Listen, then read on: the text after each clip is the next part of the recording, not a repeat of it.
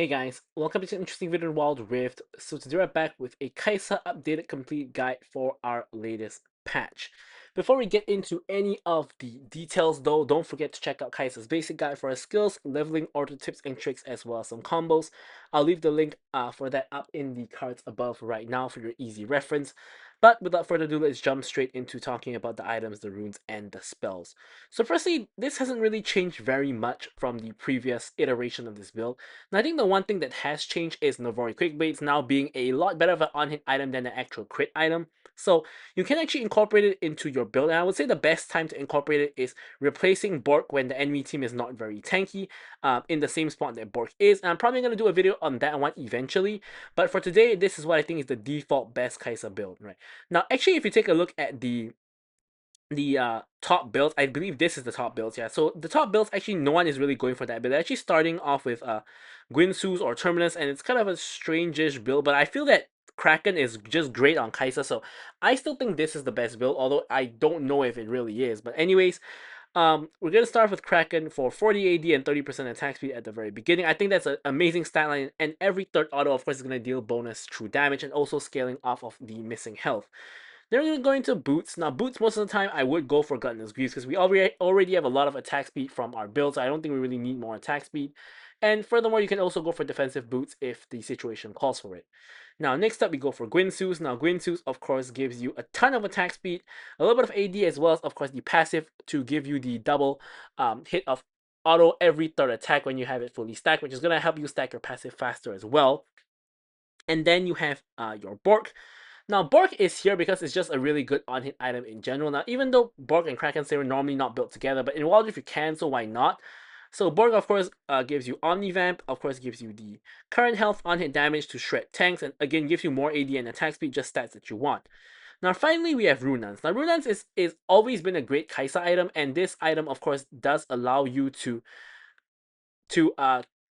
stack your passive onto 3 people at the same time, as well as to proc your on-hit onto 3 people at the same time. But it doesn't allow you to proc Kraken Slayer, because Kraken Slayer only procs on your main target, but it does proc Guinsoo's and Bork. So overall, it's still a worth it item to get, just that you get it like as a 4th item, which is very much later than what you normally would for most other on-hit builds, right?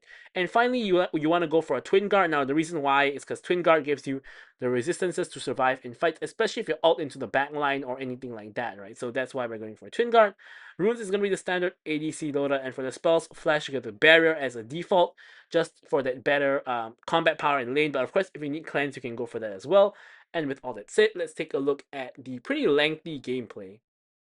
Okay, so let's move on into the gameplay section of the video. Now, of course, as usual, don't forget to like, comment, and subscribe. Any questions, queries, or remarks, feel free to leave them in the comments below. Of course, I will be sure to address them.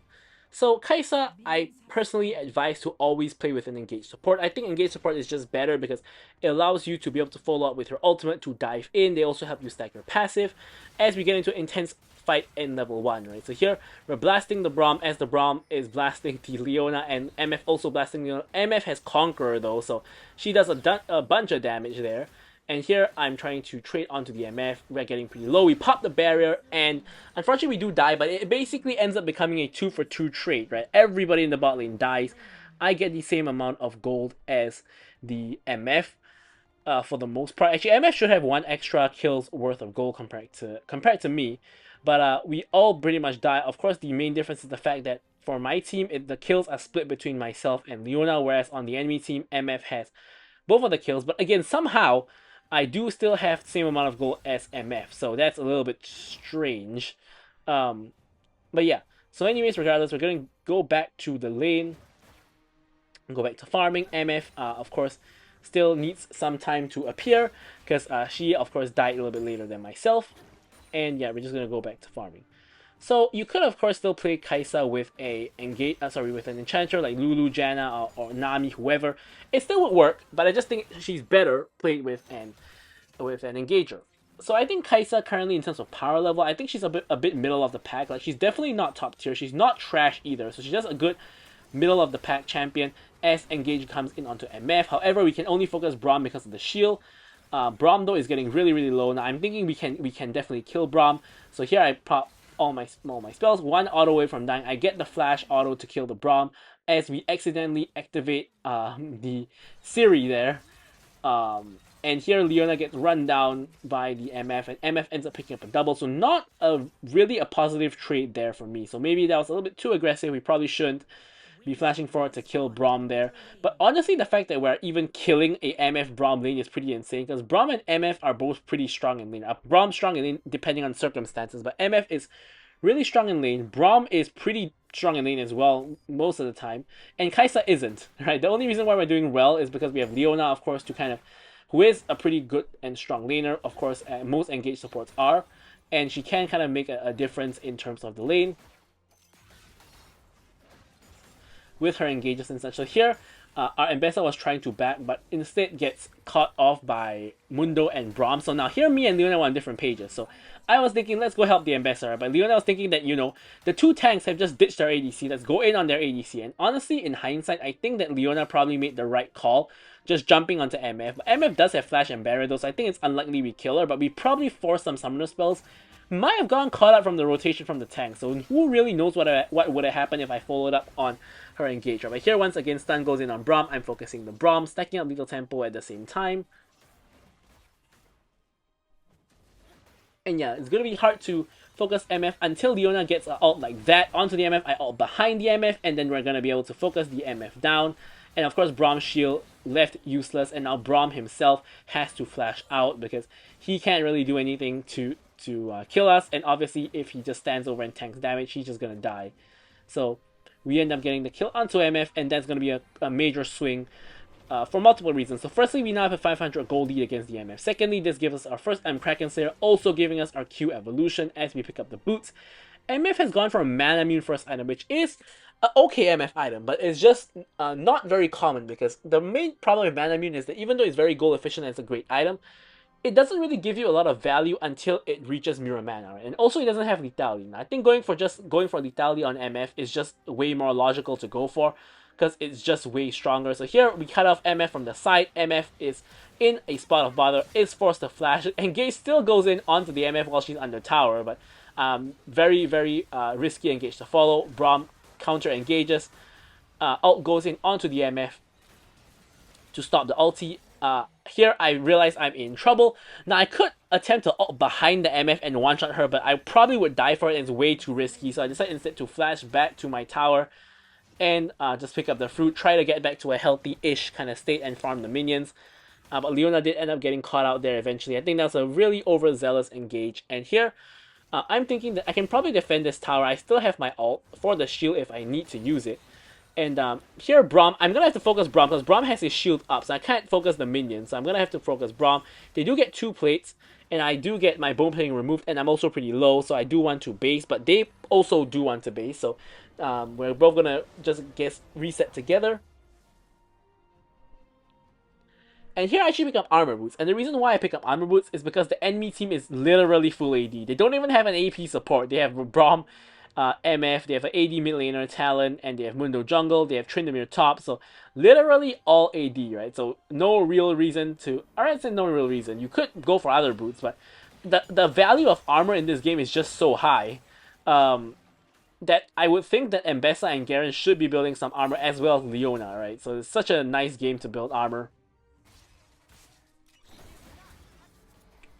Now Mundo is here for some reason, does land a cleaver on me for some poke. It does land a cleaver on Leona as well. Dragon's coming up soon. Now my team is rotating my jungler and my mid laner is here. Huge engage comes in from the Leona. And Ambessa engages onto the MF, allowing me to dive into the backline and assassinate the MF completely. Now Mundo now is running me down, and I'm going to have a little bit of trouble here. I'm trying to kite him out. Thankfully, Leona is here to provide the stun just to CC him long enough for me to proc my passive and kill him. Without that crucial stun, I don't know if I would have survived there. So, very, very crucial stun there. I'm starting to snowball, starting to get a bunch of kills. And we're going to push in this minion wave, and then we can recall. Now, of course, the Tryndamere did get the first tower of the game. And Tryndamere is really, really fed, right? He has the same gold as me, and he has 0 kills. So, he has probably taken like all of the tower plates and the first tower as well. or at least almost all the tower plates. So I would assume that Garen has been getting chunked by him and forced to recall, allowing Tryndamere to take plates. And as a result, Tryndamere is now incredibly fed, despite being 0-0 and 0. So here, a dragon fight is happening. Now, I'm just focusing the tanks because there's really no one else that I can really hit at the moment. Ult goes in onto the MF to cancel the MF. Oh, which is why Leona has a huge MF counter. And Talon lives on 1 HP. Braum also getting pretty low. MF also getting pretty low. Now I'm the main focus of the enemy team, so I gotta back off there so that I don't tank too much damage.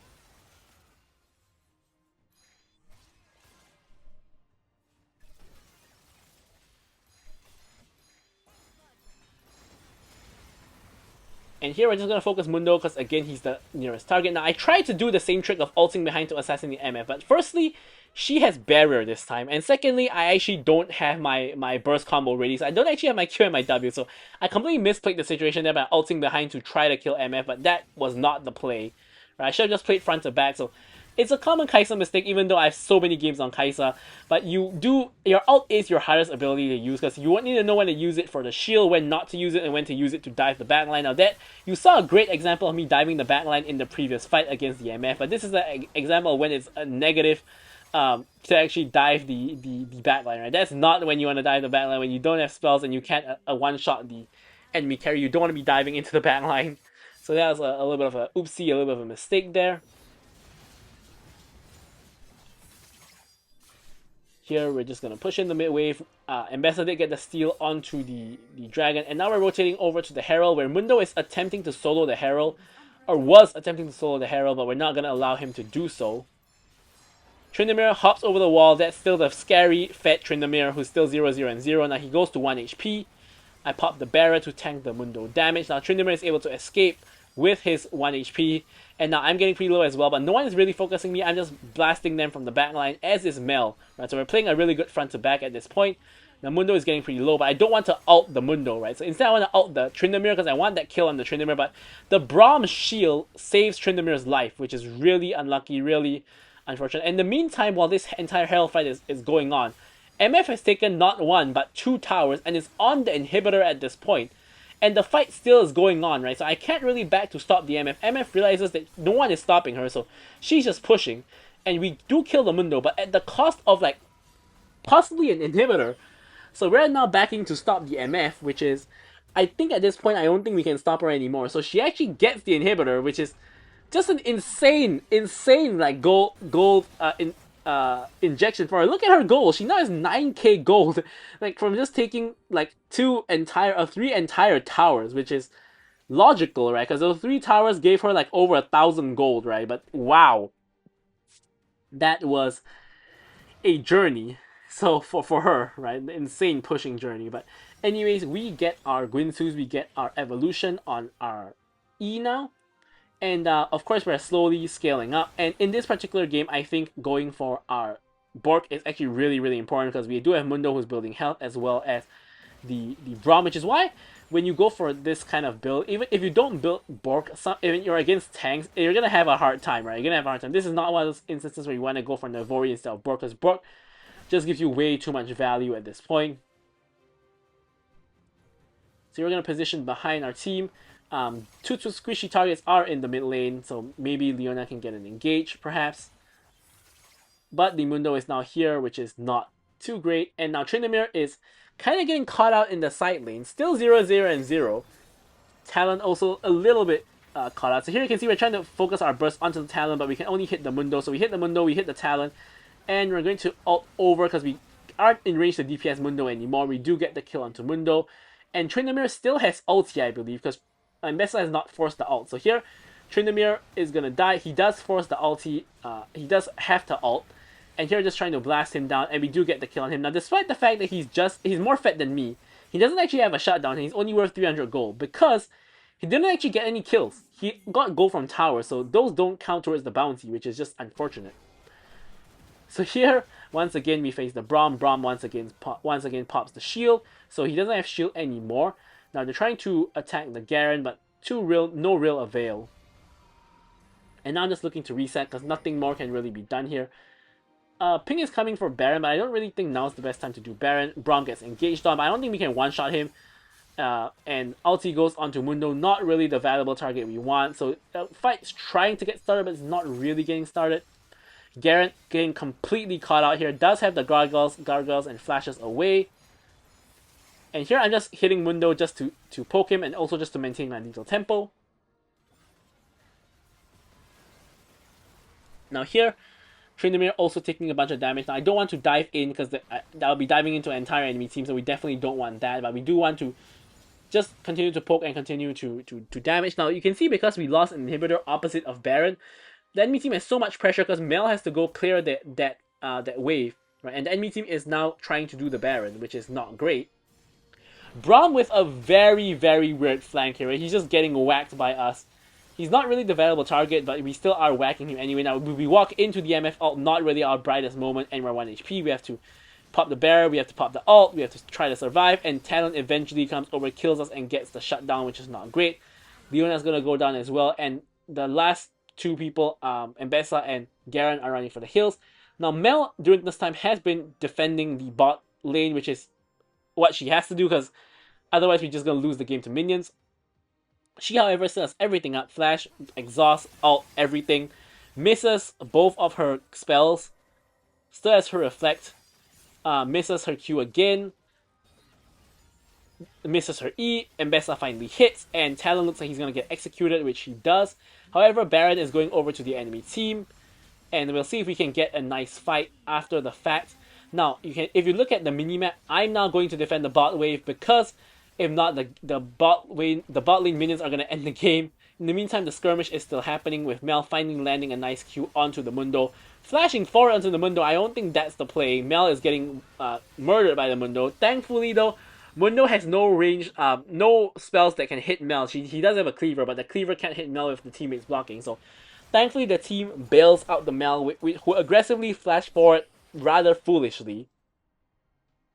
Now, crucially, if we take a look at my inventory, I have now completed my Bork, right? And that's going to be very crucial for killing these tanky chaps. Speaking of which, now Tryndamere is over here. Now I'm trying to force his ult, but he's not getting his ult for now. And Mbessa is able to force his ult, but he now still has like a couple more seconds of ulti. Flashes over the wall. Leona tries to kill him, but doesn't actually get the kill. We did get the ult and the flash of the Tryndamere though, although I did have to ult in order to try to kill him. And here, once again, we have the enemy bot lane getting caught out in the mid lane. Yeah, both of them get executed by the Mel passive.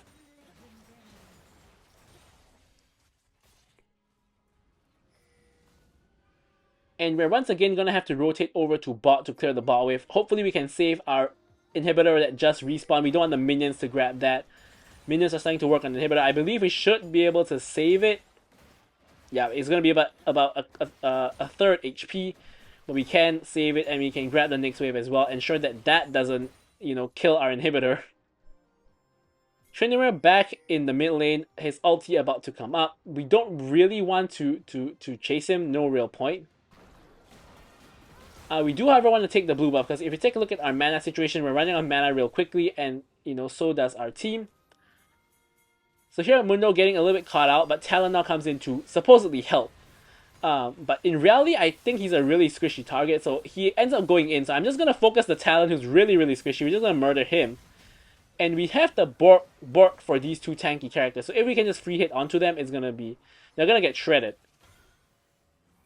MF trying to chase down the Leona, who is really fat. Now here, Tryndamere gets chain CC, doesn't have time to ult, and just dies. So Tryndamere still has the most... not the most gold in the game. He still has a ton of gold, but he's 0-2 and 0. Now, who actually has the most gold in the game is Mel, followed by me, and then followed by MF and Tryndamere. So it's still a very close game. You can see the difference between the two teams is only 1k. And at the 16-minute mark, a 1k gold difference is pretty much nothing. So both teams are pretty much even at this point, and it's a very, very close game. So Mundo trying to take the red buff, does take the red buff, but Mia and Garen are chasing him down. I popped the blast plant to prevent him from using it to escape, but it simply breaks his passive instead, which I didn't actually know that was the interaction. I think if he hits the blast plant himself, he probably blasts him over, but if someone else hits it, probably it breaks the passive. Anyways, here Mundo gets engaged on, and as a 5-man squad or 4-man squad, we are able to execute him. And the Mel still hasn't died. She's 12 and 0. But the Mel feels like she's just doing no damage, to be very honest. She's just missing all her spells. And here MF gets a very nice ult. I'm forced to flash and barrier to escape the ulti. But I've never seen a fed Mel do lower damage before. Like, this is a 13 and 0 Mel who has like 4 full items, but she's doing like no damage. I'm not sure what's going on, but eventually I remember that if I took a look at the end game stats, I think I did like double her damage or something like that, or like a ton more damage than her. So here I want to look for a reset, but my Leona does start off the Baron, and so I'm like, okay, you know what, let me just help out and do the Baron since the enemy jungler is dead, the enemy support's dead. Tryndamere is quote unquote split pushing mid. I mean, you can't really split push mid, but he's pushing mid. Garen is not helping whatsoever. Right? Leona's about to die to the Baron. Now I'm tanking the Baron, I'm taking a ton of damage, and here comes Talon. So Talon goes in, trades 1-for-1, and now Mundo is on the Baron, and that's the enemy jungler. We don't want that, so I'm gonna have to make myself juicy for him. He's now trying to run me down. I have to ult away for the shield. And here I'm in a 1v1 against MF. I have a full stack Lethal Temple, full stack Guinsoo, full stack everything. So I'm just gonna blast her into next week and heal off of that blue buff. Now, with that encounter done, I'm going to now go back to base, pick up my stasis for the extra safety, and start building toward... It's normally Twin Guard, but in this case I actually think that building a armor item is probably going to give me more value because the entire enemy team, of course, is building armor. So I'm thinking of building some kind of armor item. As the enemy team picks up the dragon, 2 tanks are once again in the mid lane, and if they stick around, I can just shred them. And Bessa and Garen are trying their best to chase, but I don't think it's really going to work out. Now, in the meantime, Tryndamere has taken our mid lane and bot lane inhibitor, so once again we're back to the same issue of having no inhibitor. So here Leona is catching out the Tryndamere. Tryndamere is trying to escape, but eventually he does have to pop the ulti. I'm not going to let him get away this time though. I'm going to ult over just as his ult ends, finish the kill onto him, putting me in a pretty awkward position, but I'm going to reposition back to safety. I have to pop the stasis so I don't get shredded by the MF ult. Now I can reposition my E back to safety, and now just blast whoever is in the front. I popped the barrier because I thought Talon was going to engage onto me, but he actually doesn't. He actually runs back away after ulting, which is pretty awkward, if you ask me. And everyone is basically running from me. I'm full HP at this point. Right, so Elder is getting pinged, but my jungler is dead. Enemy jungler is alive. That's not what I want. Now here, myself and Mel do a ton of damage, right? Or we can do a ton of damage. Leona is trying to frontline, and now you can see multiple stacks on everybody. We flash forward, kill the MF, kill the Talon. Both of them are dead. And I'm just going to clear the wave. And then Garen is able to chase down Braum as well. So I'm thinking here, we can probably just end the game at this point because it's only Mundo and Tryndamere alive, and they don't really have the best wave here. So I'm thinking we can probably force it. Now Tryndamere runs straight into us and has to pop the ult once again. I'm not sure why Mel is ulting a Tryndamere who has ult, because if she didn't ult there, she could have killed him right here. And Mundo now in trouble as well, and a little bit of trouble as well. Leona unfortunately dies to the tower while trying to tank for us to dive the Mundo. And here I'm trying my best to end the game. Tryndamere doesn't have ult anymore this time, so this time when he gets caught out, he is going to actually die. And fortunately for them, they actually delayed enough time that the entire rest of their team actually respawns, so we cannot actually end the game here. So as a result, I'm forced to actually reset, and pinging, of course, my team off of the base as well. So I actually choose to pick up Brandon. Now, even though really the only person who actually crits is MF, but the other options either don't give health, like Frozen Heart doesn't give health, for example, or it's just not that great, right? So I went for the best of not great options. I went for Randuin's. Ella now getting contested by both teams.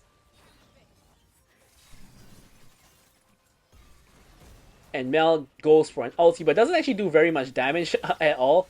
MF ult basically only hits Garen and the Elder. So here I'm trying to get in there. I'm getting jumped on by the Mundo and the Talon. I pop the barrier, I kite away from the Talon, I murder the Talon. Tryndamere TP comes in. Now Tryndamere is on top of me. I pop the stasis to buy time, and this gives the Leona time to basically save me. Now Tryndamere pops the ulti, but it doesn't matter. We can just kite him out and we can just win the game. Sorry, not win the game, but kill them. And now here I'm thinking that this is a free end, right? The enemy team has just gotten aced. So all we gotta do is just run straight down mid and end the game. But we have Garen and Bessa trying to do the Elder. Now I don't think we need the Elder. I think we just need to run forward and end the game. I don't think we need the Elder. So here myself and Leona are trying our best to end the game. The base is like about 3/4 HP. I think we can end. Popping the E. Now MF does ult the wave though, so that's the little bit of issue. Now I think Leona needed to have ulted the MF instantly when MF ulted there. I'm not sure if Leona didn't have ult or she was just slow to react, but that was obviously a MF who's going to respawn and sees the wave coming is obviously going to ult the wave. So if we cancel the MF ult, we end the game right there. So actually, Leona kind of misplayed the situation just a little bit. But here you can see I have Elder now, and I'm full build, so I don't actually need to back. I just need the blue buff so I have mana, I guess. But now Baron is up, and obviously that's going to be the next target for our team.